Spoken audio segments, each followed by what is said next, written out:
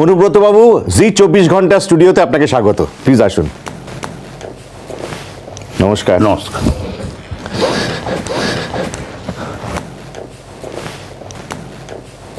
সব থেকে বর্ণময় চরিত্র হচ্ছেন অনুব্রত মণ্ডল। বর্ণময় না বিতর্কিত?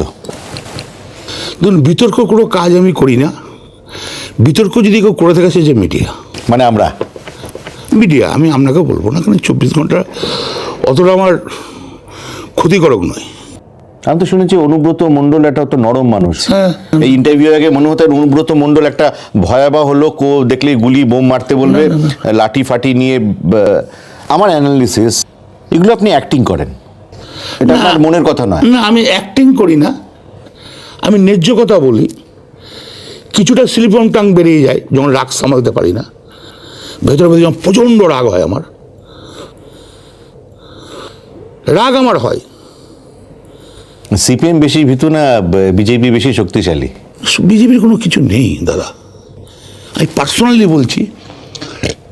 বিজেপির বাজনা বেশি, কাজে নেই। হ্যাঁ, ভোট তো পাচ্ছে বিজেপি, যা যা ভোট হচ্ছে বিজেপি দ্বিতীয় স্থানে উঠে এসছে। সেটা আমাদের ভুলের জন্য হয়েছে।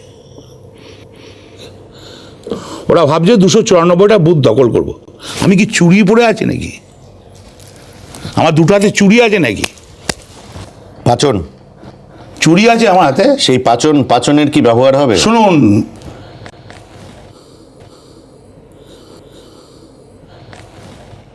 আপনারা জানেন যে 16 সালে লোকসভাতে বীরভূম জেলা ফার্স্ট হয়েছিল, ডিএমকে ডেকে পুরস্কার দিয়েছিল ইলেকশন কমিশনার।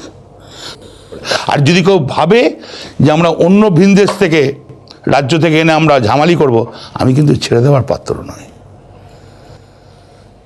আর আমাকে সব গুলি ফুলি দেখিয়ে লাভ হবে না, আমাকে ভয় দেখিয়ে লাভ হবে না। যদি কেউ ভেবে নেয় সে মূর্খের স্বর্গে বাস করছে। তো বীরভূমে অনুব্রত মণ্ডল তৈরি, যত 100 বার যত লোক নিয়ে আসবে আসুক, আমি তৈরি।